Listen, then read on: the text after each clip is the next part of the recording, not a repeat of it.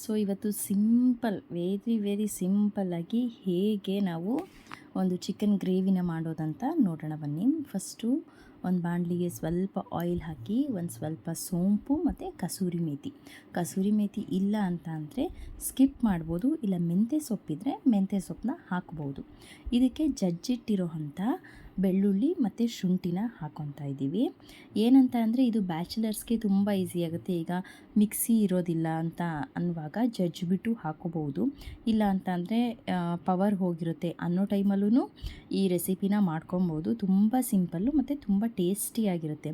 Bachelors chicken gravy ಅಂತಲೇ ಹೇಳ್ಬೋದು ಇದಕ್ಕೆ. ನೆಕ್ಸ್ಟ್ ಅದಾದಮೇಲೆ ಒಂದು ಈರುಳ್ಳಿ ಹಾಕ್ಕೊತಾ ಇದ್ವಿ. ಈರುಳ್ಳಿ ಸ್ವಲ್ಪ ಲೈಟಾಗಿ ಗೋಲ್ಡನ್ ಕಲರ್ ಟರ್ನ್ ಆದಾಗ ಒಂದು ದೊಡ್ಡ ಟೊಮ್ಯಾಟೊನ ಹಾಕ್ಕೊಂಡಿದ್ದೀವಿ. ಟೊಮ್ಯಾಟೊ ಎಲ್ಲ ಕಂಪ್ಲೀಟಾಗಿ ಮೆತ್ತಗೆ ಹಾಕಬೇಕು, ಚೆನ್ನಾಗಿ ಟೊಮ್ಯಾಟೊ ಚೆನ್ನಾಗಿ ಫ್ರೈ ಆಗಬೇಕು, ಅಲ್ಲಿವರೆಗೂ ಸ್ವಲ್ಪ ಫ್ರೈ ಮಾಡ್ಕೊಳ್ಳೋಣ. ಇದು ನೀವು ಡ್ರೈ ಬೇಕಂದರೆ ಡ್ರೈ ಕೂಡ ಮಾಡ್ಕೊಬೋದು, ಇಲ್ಲ ಅಂತ ಅಂದರೆ ಗ್ರೇವಿ ಥರನಾದರೂ ಮಾಡ್ಕೊಬೋದು. ಇಲ್ಲಿ 1 kg ಚಿಕನ್ ತಗೊಂಡಿದ್ದೀವಿ. ಚಿಕನ್ ಎಲ್ಲ ಕ್ಲೀನಾಗಿ ವಾಶ್ ಮಾಡಿ ಇಟ್ಕೊಳ್ಬೇಕು. ನೆಕ್ಸ್ಟು ನಾವು ಒಗ್ಗರಣೆಗೆ ಒಂದು 2 ಸ್ಪೂನಷ್ಟು ಧನಿಯಾ ಪುಡಿ ಹಾಕ್ಕೊತಾ ಇದ್ದೀವಿ. ಆಮೇಲೆ ಖಾರದ ಪುಡಿ, ನೀವು ಖಾರನ ನೋಡ್ಕೊಂಬಿಟ್ಟು ಖಾರ ನಿಮ್ಮ ಮನೇಲಿ ಎಷ್ಟೆಷ್ಟು ತಿಂತಾರೆ ಅಂತ ಅಂದ್ಬಿಟ್ಟು ರುಚಿಗೆ ತಕ್ಕಷ್ಟು ಖಾರದ ಪುಡಿನ ಹಾಕ್ಕೊಳ್ಳಿ. ನಾವಿಲ್ಲಿ 1 ಸ್ಪೂನ್ ಖಾರದ ಪುಡಿನ ಹಾಕ್ಕೊತಾ ಇದ್ದೀವಿ. ಸ್ವಲ್ಪ ಆಯಿಲಲ್ಲೇ ಫ್ರೈ ಮಾಡೋದ್ರಿಂದ ಈ ಡ್ರೈ ಪೌಡರು ಒಂದು ಡಿಫ್ರೆಂಟ್ ಟೇಸ್ಟ್ ಕೊಡುತ್ತೆ. ನೀವು ಚಿಕನ್ ಎಲ್ಲ ಹಾಕಾದ್ಮೇಲೆ ಹಾಕೋದಕ್ಕಿಂತ ಈ ರೀತಿ ಒಂದು ಸಲ ಟ್ರೈ ಮಾಡಿ ನೋಡಿ, ಟೇಸ್ಟು ಕೂಡ ತುಂಬ ಚೆನ್ನಾಗಿರುತ್ತೆ ಮತ್ತು ಒಂಥರ ಈಸಿಯಾಗಿ ಕೂಡ ಮಾಡ್ಬೋದು. ನೋಡಿ, ಟೊಮ್ಯಾಟೊ ಎಲ್ಲ ಸಾಫ್ಟ್ ಆಗಿದೆ. ಈಗ ಸಾಫ್ಟ್ ಆದಮೇಲೆ ನಾವು ಎಲ್ಲದಕ್ಕೂ ನಾನು ಯೂಶ್ವಲಿ ಇದೇ ಪ್ರೊಸೀಜರ್ನ ಫಾಲೋ ಮಾಡೋದು.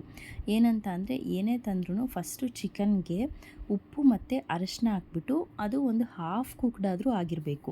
ಸೊ ಅವಾಗ ಅದರಲ್ಲೆಲ್ಲ ನೀರು ಬಿಟ್ಕೊಂಡಿರುತ್ತಲ್ಲ, ಆವಾಗ ಅದಕ್ಕೆ ಉಪ್ಪು ಚೆನ್ನಾಗಿ ಹಿಡಿಯುತ್ತೆ ಚಿಕನಿಗೆ. ಫಸ್ಟ್ ಈ ಥರ ನಾವು ಮಾಡ್ಕೊಳ್ಳೋದ್ರಿಂದ ಉಪ್ಪು ಅರಶಿನ ಹಾಕ್ಬಿಟ್ಟು ಬೇಯಿಸೋದ್ರಿಂದ ಉಪ್ಪು ಚೆನ್ನಾಗಿ ಇಟ್ಕೊಂಡಿರುತ್ತೆ ಮತ್ತು ಚೆನ್ನಾಗೂ ಬೆಂದಿರುತ್ತೆ, ತುಂಬ ಸಾಫ್ಟಾಗಿ ಇರುತ್ತೆ.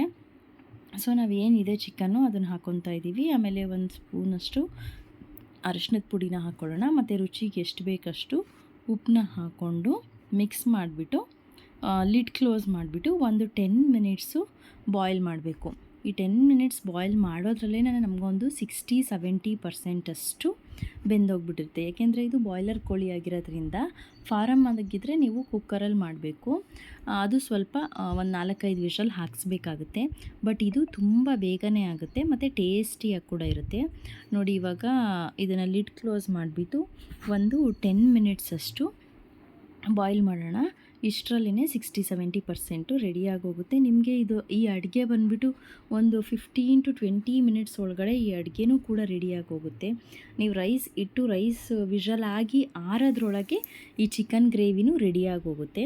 ನೋಡಿ ಯಾವ ಥರ ನೀರೆಲ್ಲ ಬಿಟ್ಕೊಂಡಿದೆ ಅಂತ ಅಂದ್ಬಿಟ್ಟು ಹೀಗೇ ಡ್ರೈ ಮಾಡ್ಕೋಬೋದು. ಇದನ್ನೇ ನೀರು ಆ್ಯಡ್ ಮಾಡ್ದಲೇ, ಇಲ್ಲ ನಿಮಗೆ ಸ್ವಲ್ಪ ರೈಸಿಗೆಲ್ಲ ಬೇಕು ಅನ್ನೋದಿದ್ದರೆ 1 ಕಪ್ಪಷ್ಟು ನೀರನ್ನ ಆ್ಯಡ್ ಮಾಡ್ಕೊಳ್ಳಿ.